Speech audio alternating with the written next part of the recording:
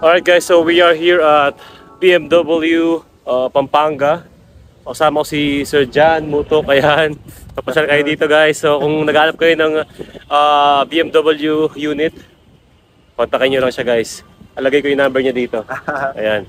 So ito, test ride natin itong kanilang GS850 Trophy. Considered as enduro bike na rin siya kasi naka 21-inch yung front wheel natin. Dalawa lang yung riding mode nito wherein meron tayong rain and road.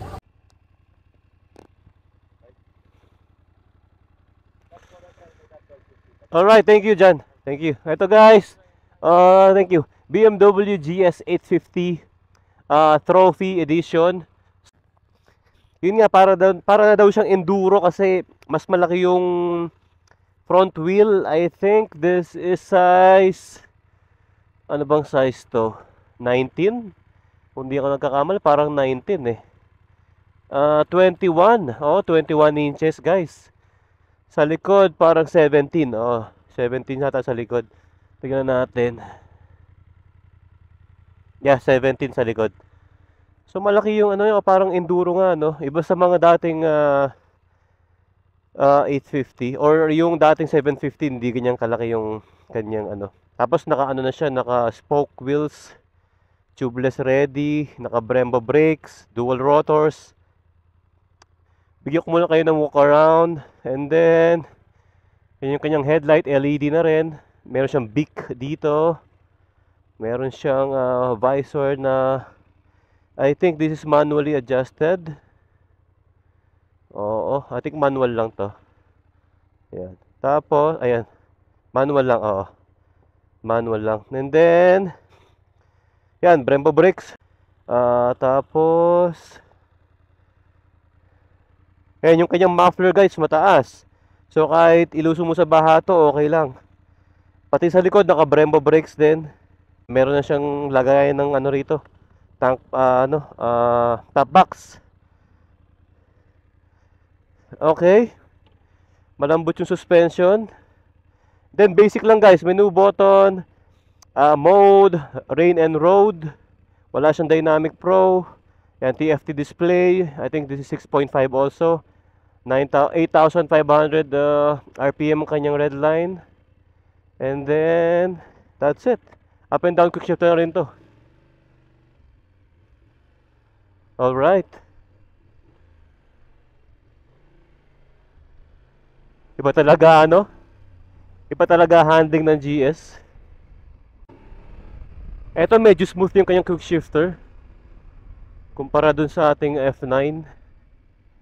Mas komportable syempre, adventure bike. Mas madaling iliko. Kusang sumasama.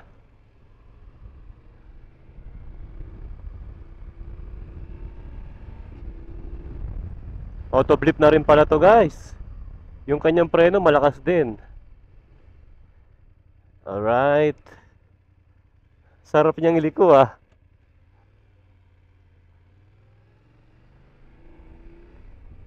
Tapos ano na siya guys, keyless ignition, keyless tank cap, non-adjustable front suspension, 43mm.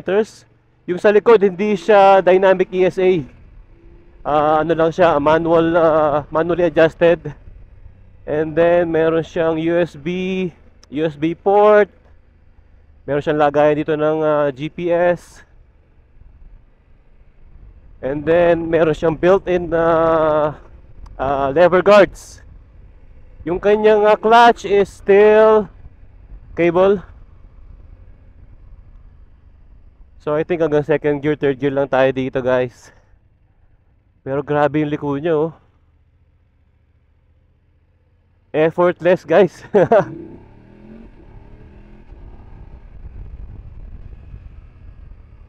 Rear brake, okay naman. Ang sarap pang Ironman nito. Ito yung mga motor na pang Ironman talaga. Tingnan natin yung kanyang fuel consumption. Ang tank capacity nito, hindi ko lang sure kung ilan guys. Mamaya tatanong natin. Dito tayo sa roundabout. Iba yung liko ng ano, ng mga adventure bike eh. counter lean, ayan. So, in short, parang binabalance mo yung motor. Parang lean out, tawag doon. Ayan. Di ka mukha sa mga sports bike or naked na naka-lean in ka. Ito parang sinusubsub mo, then ilalagay mo yung weight mo on the other side. Kung sa torque, more than enough to for Ironman, guys. So, kasi sa mga gantong motor talaga, mga inline 2 or parallel twin, malakas talaga ang torque nito. Talagang ang power na is designed sa low RPM, mid. Ayun, may hatak din. Naka ride by wire na rin siya. Okay, ride by wire. Right. ABS na rin. ABS. Front and rear. I think traction control meron to for sure. Meron, hindi mawawala yan. Pero masarap siyang iliko, guys. Very flickable yung motor. Kaya yung pagka-Ironman, nakikita ko yung mga naka-GS. Grabe sila lumiko sa mga bankingan, parang napaka-effortless kahit na mabigat yung motor. Imagine mo yung GSA 250 kilograms yata or more.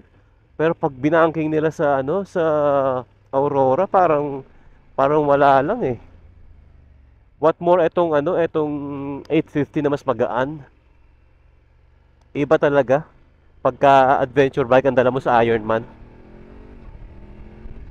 Talagang malaking advantage sa long ride itong mga ganitong klaseng motor, plus malaki yung gulong. 'Di ba? Malaki yung gulong, mas na-absorb na yung mga lubak, mas less tagtag sa katawan. Grabe no? Effortless, guys, oh. Tayo tayo mamaya. Tingnan natin kung okay siya. Tayo tayo. Alright. So pag nakatayo ka, guys, pag liliko ka, ang gagawin mo, ilalagay mo lang yung weight ng paa mo, ayan, kung saan liliko yung motor. Okay? So, kung saan liliko, kung saan ka pupunta.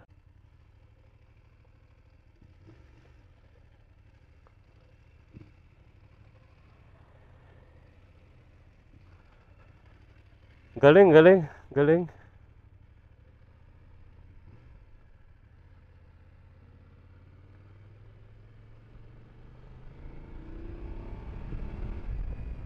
Alright.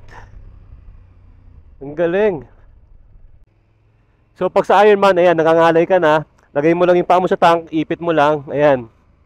So ito yung position mo, guys. Talagang kitang-kita mo yung kitang-kita mo yung lahat.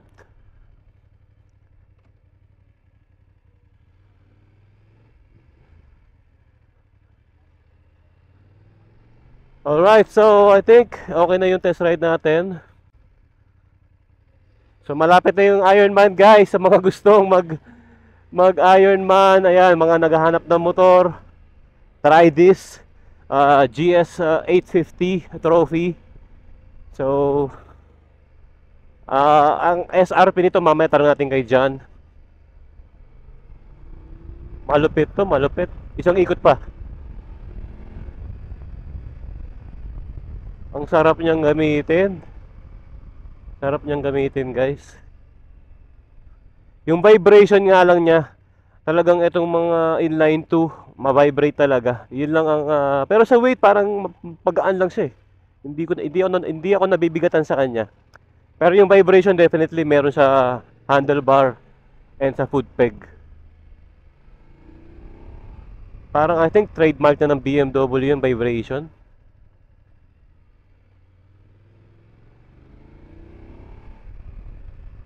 Okay, one more turn.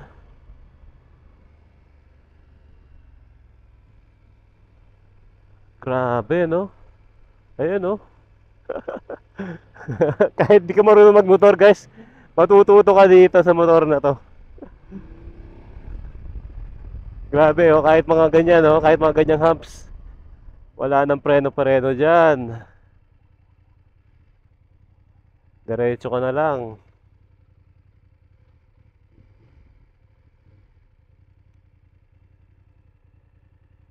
Alright. So ayun. So para yung kanyang foot peg nakapang off-road na rin guys, which is maganda. Makapit. Ayan, up and down quick shifter. And then yung kanyang suspension ayan, adjustable naman siya, preload and compression. Kanyang pillion peg, rubber. Yung seat malambot, definitely malambot. Meron siyang grab bar dito. Bracket for top box. Okay to. Palit ka lang siguro ng muffler na medyo maingay. Ayan. So, and guys, BMW GS Trophy 2023. Okay siya. Recommended to guys for long distance ride. So, patayin na natin. Ayan, keyless. Keyless din dito. And then, same, meron din siyang jog wheel dito. Ayan, menu button. So, medyo simple lang to guys kumpara dun sa F900R natin. Wala siyang dynamic mode, wala siyang electronic suspension. Yeah, very basic lang, wala rin siyang IMU. So, and then yung kanyang mga brakes hindi ganun kalaki. Pero okay naman yung stopping power niya. Ayan, so saan na ba si John? Try natin yung, I think Trophy ito yata, GS yata, 1250 ang pinapatry niya. Ito yung BMW XR 900. Ito yung pinsan ng ating motor guys. The same DNA, iba lang yung kanyang front.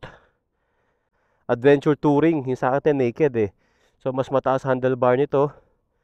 Mas mataas yung harapan. Pero engine, frame, suspension, lahat pareho. Pati ang kanyang exhaust, seat, okay?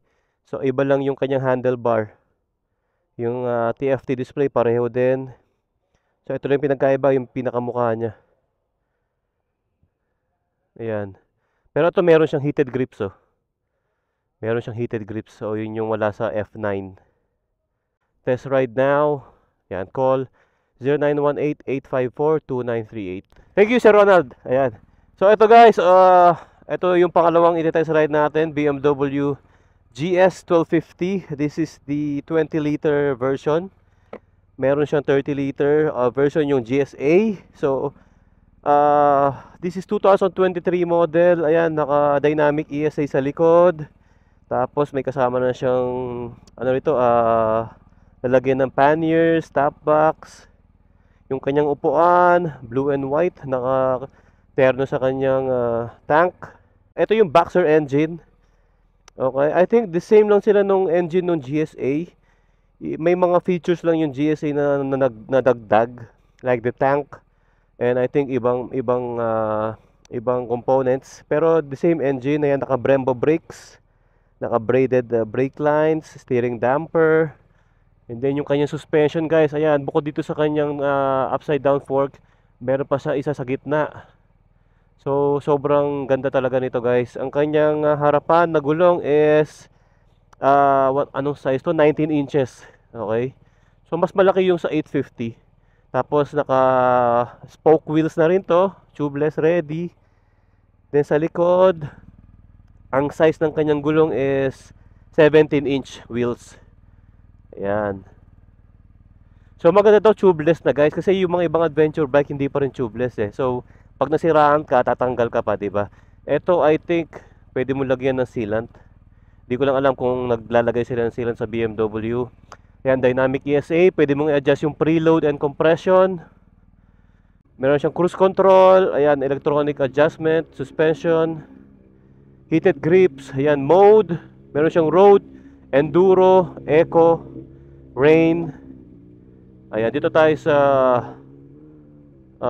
road. Ayan. So for reference lang, ang aking height is 6-footer ako, 183 centimeters. Flat foot tayo. I think naka low seat ito. Ito yung low seat version. Yan, meron siyang USB port. Meron siyang lalagyan dito ng GPS.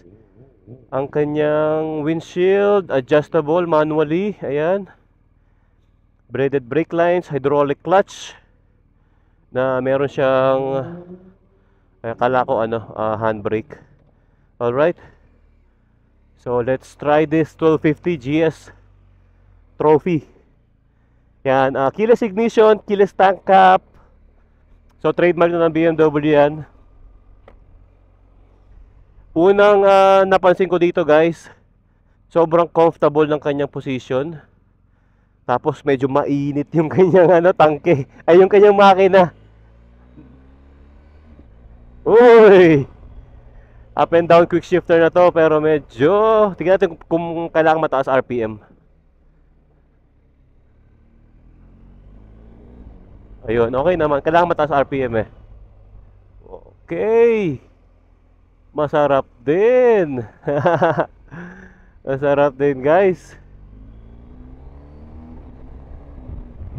Preno, malakas din yung Brembo niya. Malakas yung stopping power. Front pa lang yun, wala pang rear. Malakas yung engine brake niya. Malakas yung engine brake niya guys. Malakas yung engine brake.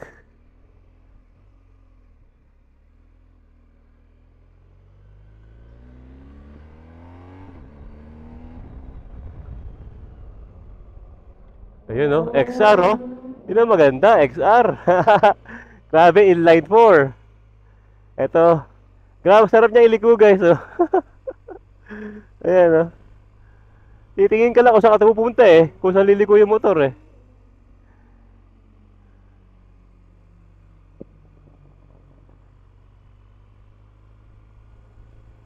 Tayo tayo. Alright. Mas matatag yung kanyang front end. Dahil nga tatlo yung suspension. Mas maganda yung kanyang compression and preload. Pati yung rebound. Ayan oh. Hindi siya yung nagla-lock or nagba-bounce. Mukhang uulan na. Huwag kang uulan.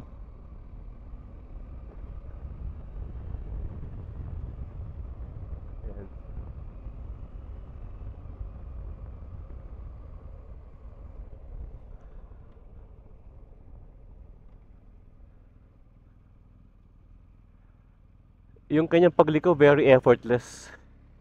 Ang sarap ng liko. And then yung kanyang windshield, halos walang hangin eh. Oh, ang ganda ng deflection ng kanyang windshield. Isa lang ang magiging problema mo dito guys, yung engine heat. Mainit talaga yung boxer engine. Pero overall, wala akong nakikitang magiging problema mo dito bukod sa engine heat. Comfort, power, sakto lang. Very comfy. Kahit 24 hours ka o maybe 48 hours ka mag-ride dito.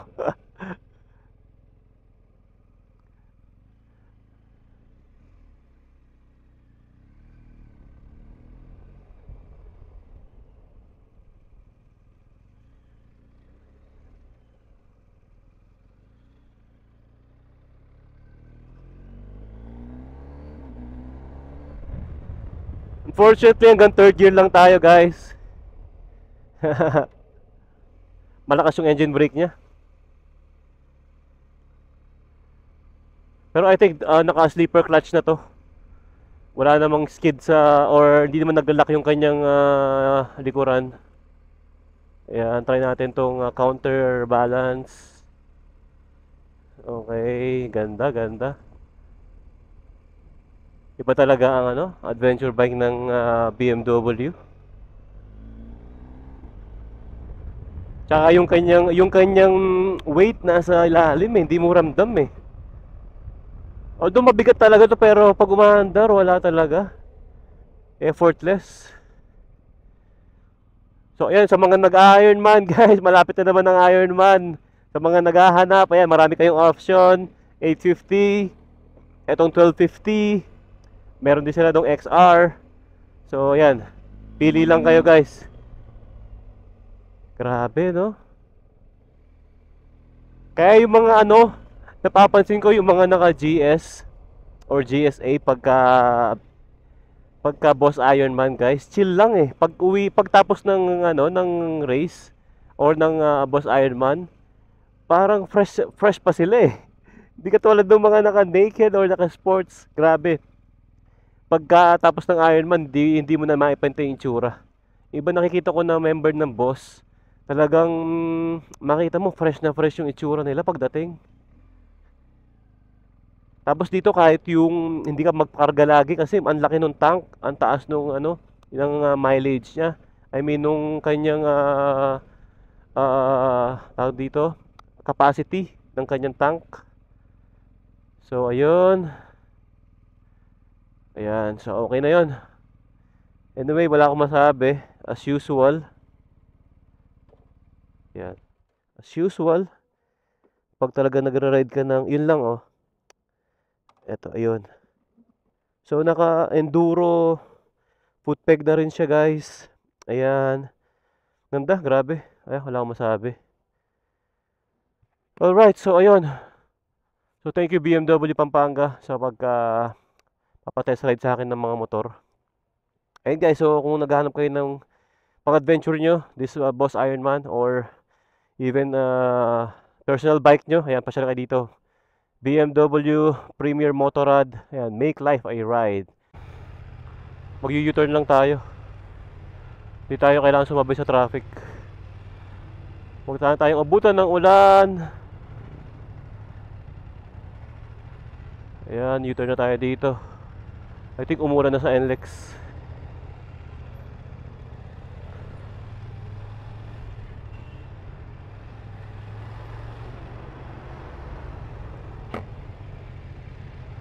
Mukhang malakas to. Wala, makapasok tayo ng NLEX kagad.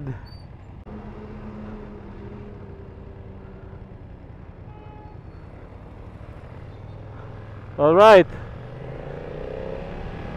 Guys, thank you BMW Pampanga and thank you kay Sir John. At nakapag-test ride tayo ng kanilang mga unit. So I think kailangan ko na umuwi. Ayun na yung ulan. Malakas-lakas to.